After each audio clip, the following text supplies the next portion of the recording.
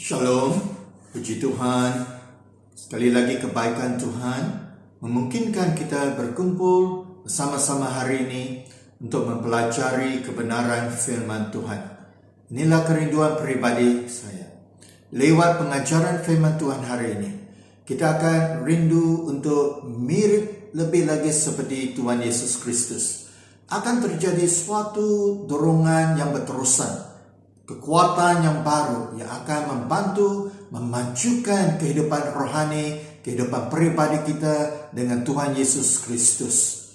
Kita berada di dalam satu siri pengajaran-pengajaran yang bertemakan saya murid Kristus, saya murid Kristus, ataupun kata singkatnya kita panggil sebagai SMK.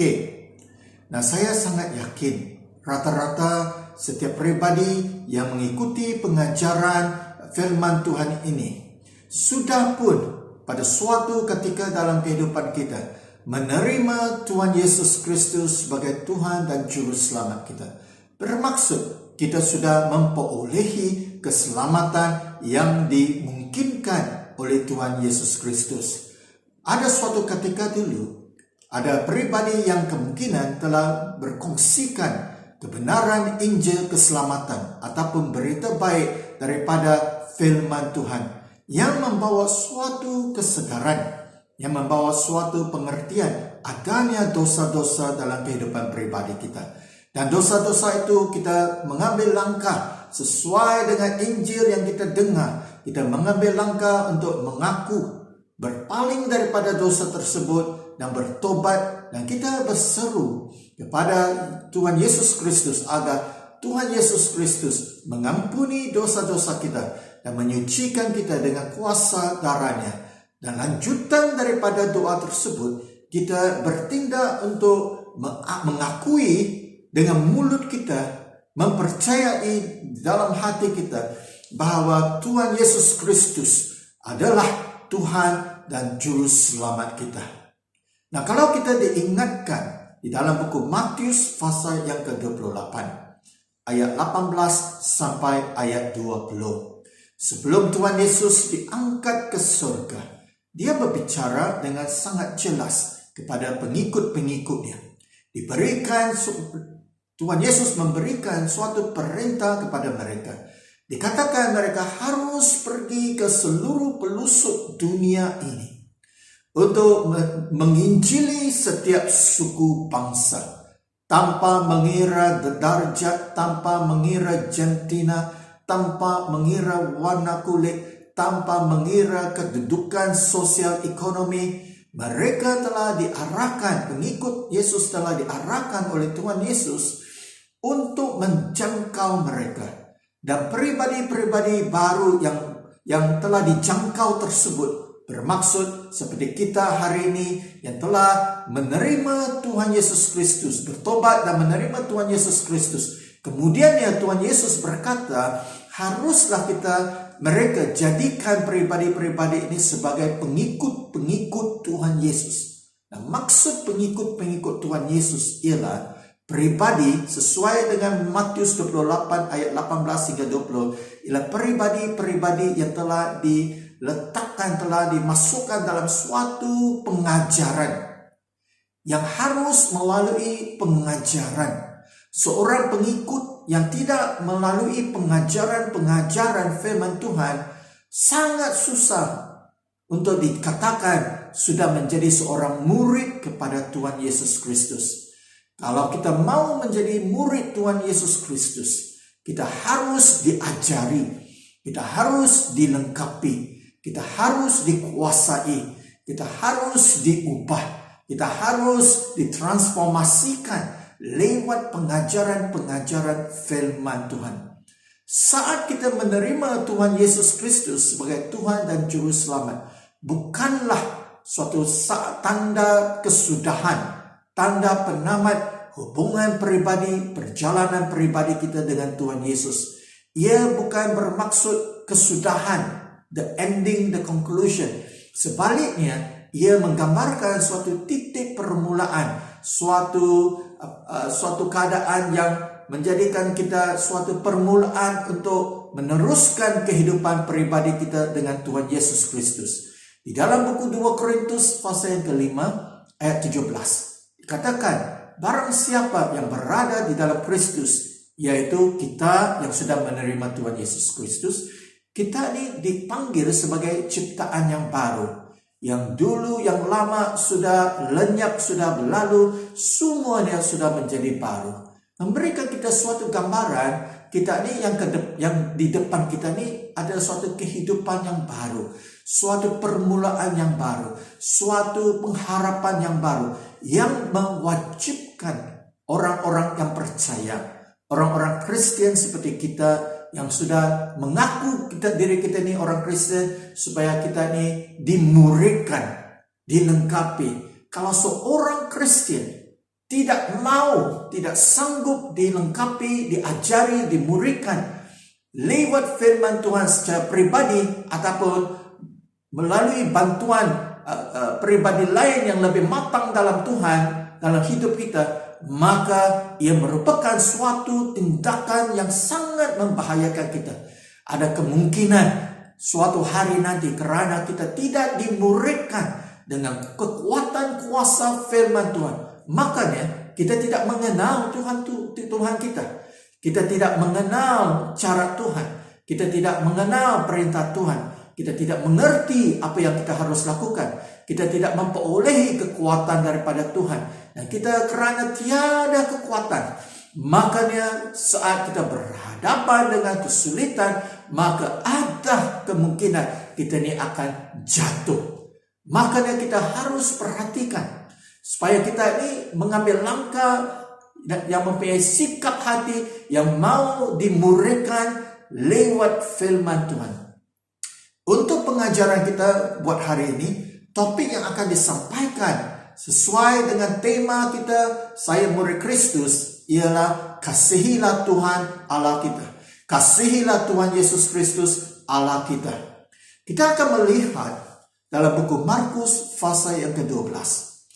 Rujukan kita ialah dari ayat 29 hingga 31. Kalau kita ada Alkitab, diharapkan kita mempunyai Alkitab di hadapan kita, dan buku nota juga di hadapan kita, untuk membaca dan mencatatkan kebenaran-kebenaran pengajaran yang disampaikan lewat rakaman ini.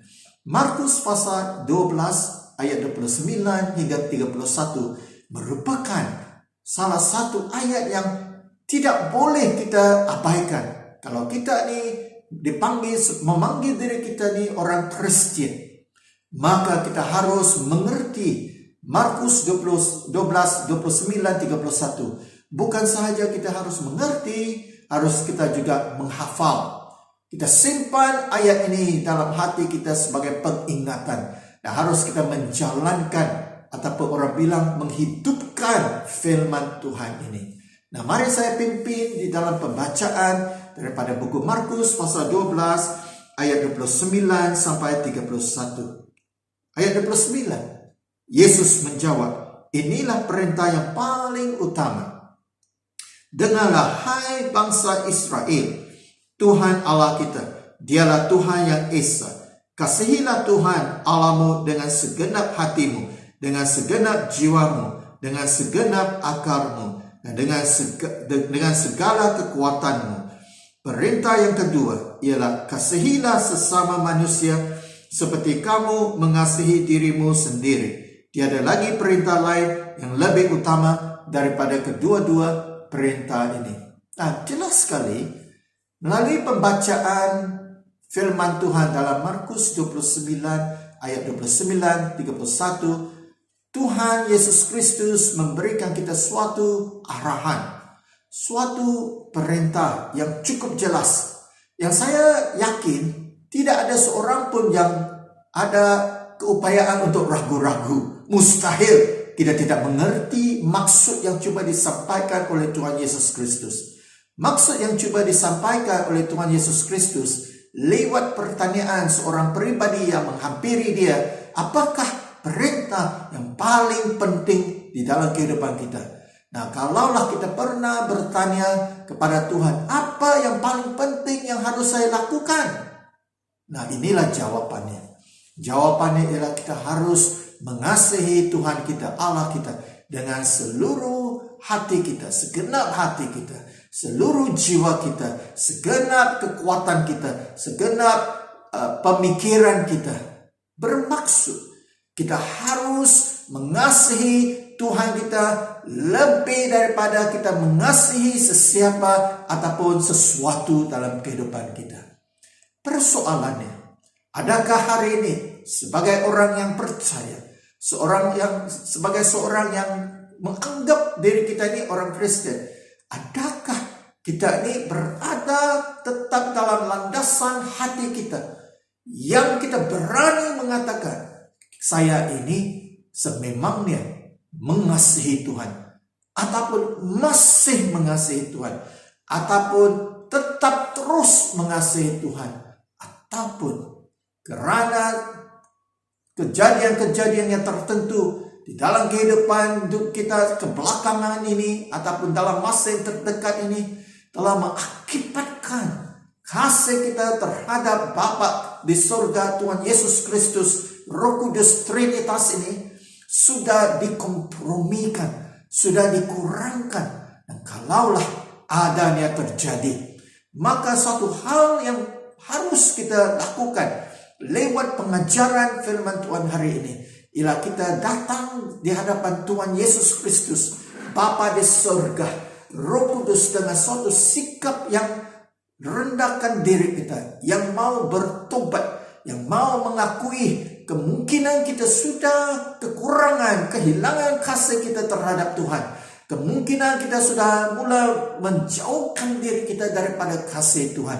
Nah, hari ini saya sangat percaya Tuhan merindu supaya setiap pribadi di antara kita ini mengambil langkah yang tetap, mengambil langkah yang kuat untuk mengasihi Tuhan Yesus Kristus. Seorang yang percaya, seorang yang mengakui dirinya mengikut Yesus Kristus adalah seorang yang duluan harus mengasihi Tuhan kita dengan segenap hati, segenap jiwa, segenap pemikiran, segenap kekuatan. Kelihatannya seperti ada suatu paksaan begitu.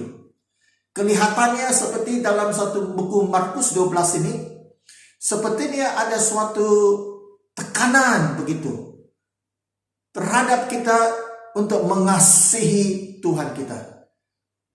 Nah, kalaulah kita ini mengerti, kalau kita ini ada pengertian lewat pengajaran firman Tuhan ini. Sebab itulah sekali lagi ditekankan, sebagai orang yang percaya kepada Tuhan Yesus Kristus, kita harus dimuridkan, kita harus mempelajari dan diajari firman Tuhan, supaya kita ini ada pengertian, supaya lewat pengertian itu kita ada suatu kekuatan dan kita tahu tindakan yang harus kita lakukan. Kalau ada pengertian bahwa kenapa kita harus mengasihi Tuhan kita, maka kita tidak akan melihat Markus 12 ayat 29 hingga 31 sebagai suatu paksaan, sebagai suatu tindakan. Sebaliknya kita melihat Markus 12, 29, 31 ini tanpa diminta, tanpa pun disuarakan, maka akan kita responi kepada Tuhan kita dengan suatu sikap hati kita yang mau sungguh-sungguh mengasihi Tuhan kita, jauh lebih daripada kita mengasihi sesiapa dalam hidup kita ataupun sesuatu di dalam hidup kita. Untuk bahagian pengajaran yang seterusnya, kita akan melihat 3 perkara. Kenapa 3 sebab kenapa kita harus mengasihi Tuhan, kenapa Tuhan Yesus memberikan perintah kepada kita. Nah, kenapa Yesus mengarahkan kita harus mengasihi Tuhan? Yang pertama, kita harus mengasihi Tuhan kita karena dosa kita sudah diampuni. Perkara yang pertama yang harus membawa suatu kerinduan untuk mau mengasihi Tuhan ialah karena dosa kita sudah diampuni. Dikatakan dalam buku Markus pasal 3 ayat 16 sampai ayat 17. Begitu besar sekali kasih Allah untuk dunia ini, Sehingga kan Allah telah mengutuskan anaknya yang tunggal, Yesus Kristus, untuk datang ke dunia ini. Barang siapa yang percaya tidak akan binasa, tetapi memperolehi hidup yang kekal. Dikatakan diri kita ini sebelum ini ialah orang yang berdosa. Dan dalam firman Tuhan jelas sekali kalau kita ialah seorang yang berdosa, maka kita harus membayar upah. Ada hukuman, ada akibat tindakan dosa kita.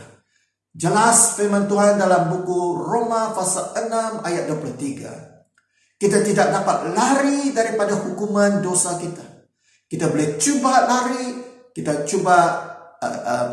coba orang bilang tidak mau memikirkan hukuman itu, kita coba mau menghindari hukuman itu, tetapi mustahil, karena yang kita berdosa itu ialah terhadap pencipta kita, Tuhan kita. Hanya Tuhan kita sahaja yang ada kuasa untuk menetapkan, bukan orang lain, bukan diri kita, bukan saya, tetapi Tuhan pencipta kita yang kita pernah berdosa kepada. Hanya Dia yang ada kuasa ketetapan untuk menetapkan cara kita untuk diampuni.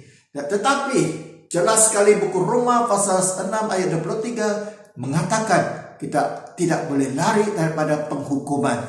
Tapi puji Tuhan, kerana anugerah kasih Tuhan, Tuhan telah memilih untuk mengampuni kita lewat kedatangan Tuhan Yesus Kristus, lewat kematian Tuhan Yesus Kristus di kayu salib, lewat curahnya darah Tuhan Yesus. Maka hari ini kalau kita mengaku dosa kita berdoa supaya kita diampuni dosa kita, menerima Yesus Kristus sebagai Tuhan dan Juru Selamat kita, maka firman Allah mengatakan kita ini sudah dilepaskan daripada penghukuman dan kita memperolehi anugerah kehidupan yang luar biasa yang dipanggil kehidupan berkekalan di surga nanti. Seseorang yang sudah dilepaskan daripada hukuman, kira-kiranya apakah sikap hati mereka? Adakah mereka orang yang tidak mempunyai apa-apa tindakan lanjutan? Ataupun mereka ini akan mempunyai suatu sikap kesyukuran, suatu sikap yang berterima kasih, suatu sikap yang terharu, suatu sikap yang mau kalau bilang dalam bahasa manusia membalas budi begitu. Kalau di antara kita dengan Tuhan tidak ada perkara yang boleh kita lakukan untuk membalas budi kebaikan Tuhan karena tidak kesampaian. Sebab itulah dikatakan kita ini diberikan anugerah, pemberian yang sebenarnya tidak pun layak untuk menerima, tetapi Tuhan Yesus telah memberikan karena Dia mengasihi kita. Makanya kalau kita kenal kebenaran ini, tidak perlu diminta pun, kita akan mengasihi Tuhan. Kita menghargai kematian Tuhan Yesus Kristus di kayu salib. Benar, kematian kita ini, keselamatan kita ini, orang bilang seperti ini cukup percuma begitu. Kelihatannya begitu.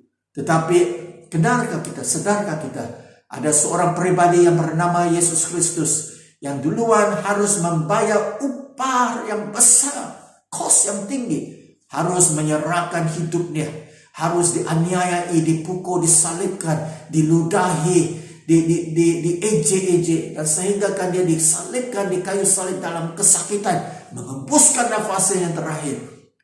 Keselamatan yang kita terima itu kelihatannya walaupun percuma, tetapi ada pribadi yang bernama Tuhan Yesus Kristus telah memberikan keselamatan itu dengan harga diri Dia, pengorbanan diri Dia. Tidak wajarkah kita mengasihi Dia? Tidak wajarkah kita terus datang dengan sikap hati sebagai seorang manusia yang mau berterima kasih? Balasan yang terbaik, respon yang terbaik yang mungkin boleh kita lakukan, berikan kepada Tuhan, ialah bila kita responi dengan sikap yang mengasihi Tuhan kembali. Hari ini, kalaulah kita ini mengingatkan diri kita untuk mengasihi Tuhan, kita ini akan memperhatikan hidup kita supaya kita ini tidak akan sekali lagi jatuh ke dalam kehidupan lama kita dulu. Kita tidak akan mau berdosa terhadap Tuhan lagi, karena kita ini menghargai apa yang telah Tuhan Yesus lakukan untuk kita. Ini yang pertama, karena dosa-dosa kita sudah diampuni. Sebab yang kedua, supaya kita boleh terus berada di dalam hubungan kita dengan Tuhan, supaya kita terus berada dalam hubungan kita dengan Tuhan. Dalam buku Yohanes pasal yang ke-15 telah dikatakan, seluruh bab pasal 15 telah memberikan perintah kepada kita supaya kita ini berada di dalam Tuhan, ataupun tinggal di dalam Tuhan, ataupun teruskan hubungan kita di dalam Tuhan, ataupun kita ini berakar di dalam Tuhan, ataupun dalam bahasa Inggrisnya abiding in Christ. Begitulah yang dikatakan dalam buku Yohanes pasal 15. Dikatakan kalaulah kita berbuat begitu, maka kita akan menerima keuntungan yang akan melimpasi pemikiran ataupun pengertian kita. Kita akan memperolehi kekuatan, kita akan memperolehi keberhasilan, kita akan memperolehi pekerjaan Tuhan, kita akan memperolehi kebaikan Tuhan. Orang yang tinggal berterusan di dalam hubungan kita dengan Tuhan ialah orang yang akan menerima kebaikan yang daripada Tuhan. Kasih terhadap Tuhan memungkinkan kita ini berterusan di dalam hubungan kita dengan Tuhan.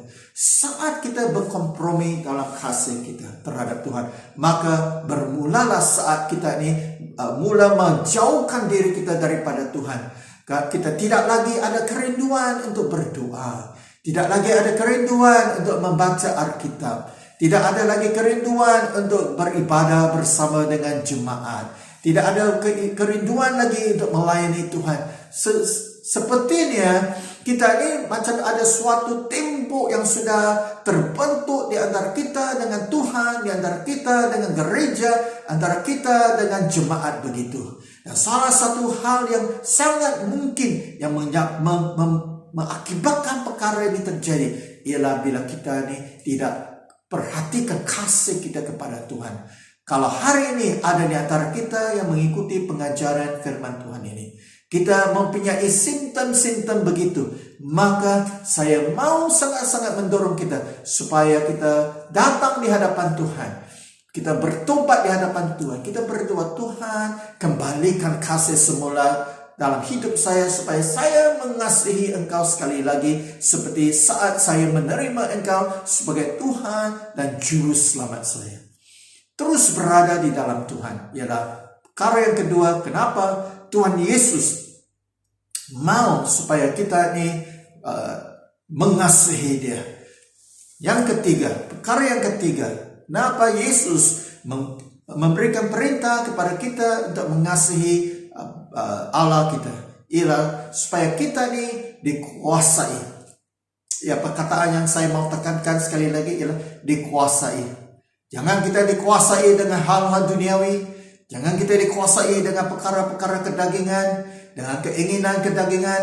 Boleh kita dikuasai kalau kita tidak berhati-hati, tapi jangan sama sekali kita dikuasai oleh hal-hal duniawi, hal-hal kejahatan, hal-hal iblis, kegelapan. Tapi kita dikuasai dengan suatu sikap yang takut akan Tuhan. Iya, sikap yang takut akan Tuhan. Orang yang percaya, yang mengerti keselamatan yang telah kita terima, percaya pada Tuhan Yesus Kristus, kenal yang duluan destinasi kita ialah ke neraka sebelum kita kenal Tuhan. Tapi kerana sudah kenal Tuhan, diberikan anugerah kehidupan, sudah beralih destinasi kita ke surga. Suatu perkara yang saya rasakan dahsyat, sangat menguntungkan kita. Karena adanya sikap takut akan Tuhan, kita ini akan senantiasa diingatkan tentang kebinasaan, tentang kejahanam kalau kita bertuju ke arah neraka nanti. Firman Tuhan memberikan kita sedikit gambaran tentang keadaan di neraka. Sebagai seorang manusia yang bijak, kita pasti tidak patut, tidak harus dengan kesadaran menuju mahala ke neraka. Karena neraka ini merupakan suatu tempat kesengsaraan. Kita ini sepertinya dibakar. Kita ini sepertinya dimakan oleh ulat-ulat begitu. Kita ini sepertinya berada dalam penderitaan yang bukan bermusim, tetapi selama-lamanya. Tidak takutkah keadaan di neraka? Seringkali kita ini hanya memikirkan tentang surga, sehingga kan kadang-kadang kita terlupa tentang kebaikan Tuhan. Hari ini saya mau mengingatkan, kita ini harus ada suatu sikap hati kita yang takut akan Tuhan. Takut untuk berdosa, takut untuk menyakiti hati Tuhan, karena kita ini tidak mau berada dalam landasan hidup yang bertuju kepada api neraka. Saudara dan saudariku yang saya kasihi di dalam Tuhan Yesus Kristus, kuasailah, biarlah hati kita ini dikuasai dengan sikap yang takut akan Tuhan. Kita ini kalau sudah tidak mengasihi Tuhan, apapun kita berani lakukan. Yang salah pun kita berani. Yang berdosa pun kita berani. Kita berani mengadakan hubungan seks di luar perkawinan. Kita berani mencuri. Kita berani menipu. Kita berani, orang bilang salah tuduh. Kita berani gosip. Berani. Sepertinya kita ini pikirkan tiada penghukuman. Hari ini saya mau mendorong, kalaulah kita ini dipenuhi dengan kasih hati kita terhadap Tuhan, pasti kita akan takut untuk menyakiti hati Tuhan. Inilah 3 perkara yang asas, banyak lagi, tetapi cukup untuk pengajaran kita hari ini. 3 hal yang mewajibkan kita ini mengasihi Tuhan. Yang pertama, dosa kita sudah diampuni. Yang kedua, supaya kita berterusan dalam hubungan kita dengan Tuhan. Yang ketiga, supaya adanya sikap takut akan Tuhan. Persoalan yang seterusnya, bagaimanakah? Adakah kemungkinan kasih kita terhadap Tuhan kita ini, orang bilang berkurangan, dikompromi? Ada, itu jawaban saya. Di dalam buku 1 Yohanes pasal yang kedua, ayat 15 hingga ayat 16, 1 Yohanes pasal 2, mari kita lihat. 1 Yohanes pasal 2, ayat 15 sampai ayat 16. Mari kita sama-sama membaca bahagian firman Tuhan ini. Ini amaran.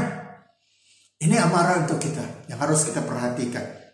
Yang pertama ayat 15, janganlah kasihi dunia ini atau segala sesuatu di dunia ini. Jika kamu mengasihi dunia ini, kamu tidak mengasihi Allah Bapa. Ayat 16. Segala sesuatu di dunia ini, yaitu yang diingini oleh keinginan hati orang berdosa, dan yang dilihat lalu dikehendaki, serta yang dibangga-banggakan, semuanya tidak berasal daripada Bapa, tetapi dari dunia. Nah, ini ialah amaran 1 Yohanes pasal 2 ayat 15 ayat 16. Bermaksud, kalau kita mengasihi dunia, kita sudah tidak mengasihi Bapa kita di surga, Allah kita. Kalau kita lihat buku Wahyu sangat jelas memberikan kita suatu amaran daripada Tuhan kepada gereja-gereja hari ini.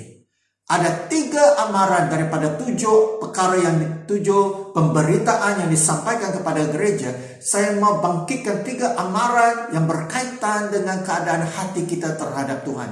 Amaran yang pertama ialah kepada gereja yang kehilangan kasih mereka kepada Tuhan.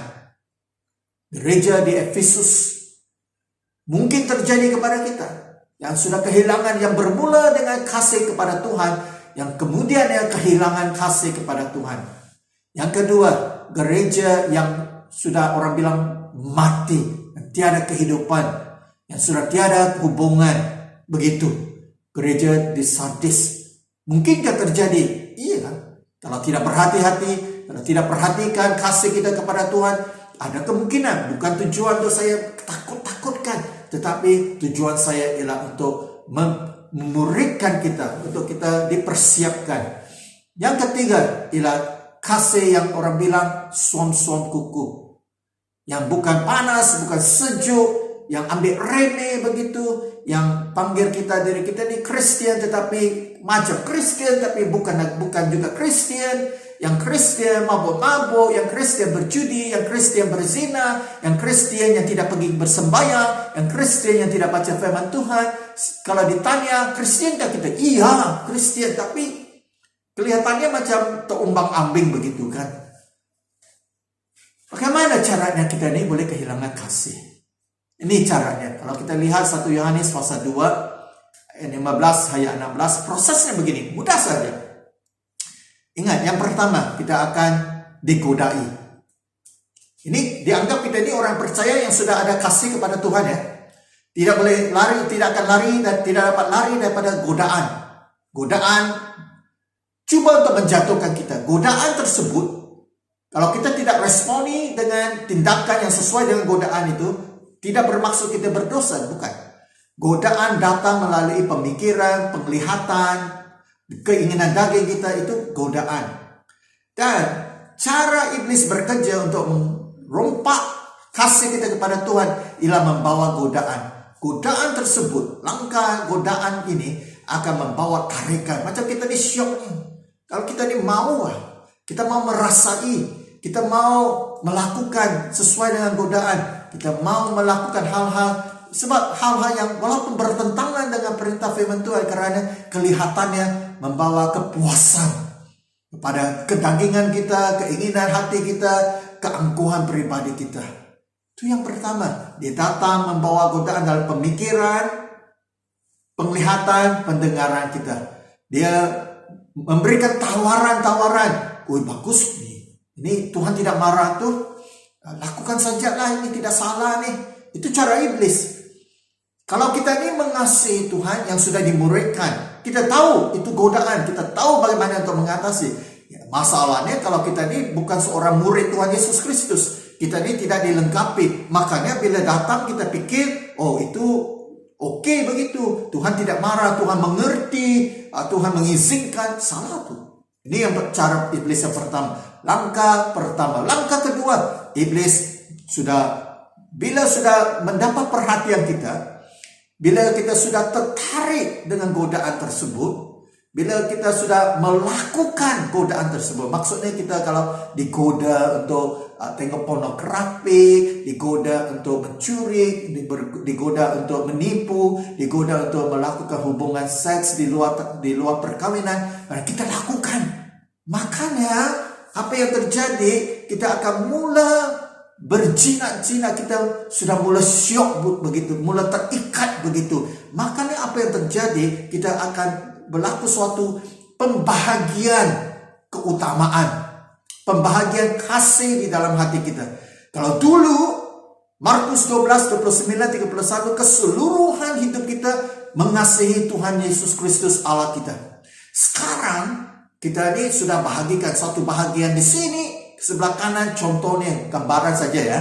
Sebelah kanan hati kita mengasihi Tuhan. Sebelah kiri kita berjinak-jinak mengasihi hal-hal duniawi, hal-hal yang berdosa. Karena kita sudah merasakan, siap pula rupa-rupanya begitu kan. Nah, firman Tuhan jelas sekali di dalam buku Lukas pasal 16 ayat 13. Mengatakan, Lukas 16 ayat 13. Mengatakan dengan jelas, mustahil kita mengasihi dua tuan. Mustahil kita mengasihi dua master, orang bilang dua bos lah begitu kan. Sama ada kita mengasihi Tuhan ataupun tidak mengasihi Tuhan. Mana boleh, kalau contohnya mana boleh seorang suami mengatakan, saya ini mengasihi istri saya, tetapi saya juga mengasihi perempuan yang lagi satu. Itu tipu tuh. Tidak boleh. Tuhan, kalau kita sudah berkawin, Tuhan perintahkan kita supaya pastikan kita tetap setia hanya kepada suami, kepada istri, satu-satunya sahaja. Susah sulit pun kita ini usahakan untuk bangunkan perkawinan kita. Tetapi kalau kita sudah berjinak-jinak dengan dosa, maka sepertinya ada suatu pergumulan begitu. Satu bahagian mau mengasihi Tuhan, satu bahagian mau mengasihi duniawi karena berdosa. Itu langkah kedua. Bahaya sudah tuh. Bahaya sudah, orang bilang kalau kanser ni sudah peringkat yang ketiga lah, stage 3 lah. Yang terakhir, langkah yang terakhir. Cara iblis bekerja ialah dia mengambil alih, menguasai. Semakin kita berlanjutan dalam dosa tersebut, Roh Kudus akan semakin berbicara. Dan kalau kita tolak Roh Kudus, kalau kita tidak responi kepada Roh Kudus, kalau kita tidak pedulikan kepada suara, kepada teguran firman Tuhan, kepada teguran gereja, kepimpinan gereja, maka hakikatnya kita akan dikuasai dengan keinginan daging tersebut. Malah kita akan lebih mengasihi dosa kita, lebih mengasihi perbuatan salah kita daripada kita mengasihi Tuhan. Sudah kehilangan. Macam kita mau cari-cari, adakah kasih-kasih, adakah lagi ukuran kasih kita kepada Tuhan, macam mau cari itu kena pakai kantong pembesar begitu. Suka. Kerana sudah diatasi oleh kasih untuk duniawi, untuk dosa-dosa. Bahaya. Ia akan menjatuhkan kita. Hati Tuhan pasti sakit. Hati Tuhan sakit bukan kerana apa? Kerana dia tahu kalau kita kelanjutan begitu, ada kemungkinan kita kehilangan keselamatan kita bila kita meninggalkan Tuhan, berterusan dalam dosa kita. Dia kenal bahawa kita akan disengsarakan, dibinasakan dalam neraka. Makanya Tuhan dalam Markus 12 ayat 29 sampai ayat 31 mengatakan, kasihilah Tuhan Allah kita dengan segenap hati kita, segenap jiwa kita, seluruh kekuatan kita, seluruh minda kita. Kasihilah Tuhan. Amin. Inilah pengajaran kita untuk hari ini yang bertajuk kasihilah Tuhan. Kita akan meneruskan lanjutan pengajaran kasihilah Tuhan di dalam rakaman yang akan datang. Inilah kerinduan saya lewat pengajaran yang ringkas ini, supaya kita akan mula tetap mau mengasihi Tuhan. Amin. Mari kita berdoa. Bapa di surga, terima kasih untuk pengajaran firman Tuhan hari ini. Doakan supaya Tuhan Engkau memperlengkapkan kami, menguasai hati kami dengan kasih surgawi, supaya kami akan kembalikan respon kami yang sesuai, yaitu untuk mengasihi Engkau dengan seluruh segenap hati, jiwa, kekuatan minda kami. Ampuni kami kalau kami sudah mengkompromi kasih kami terhadap Engkau. Kami bertobat Tuhan.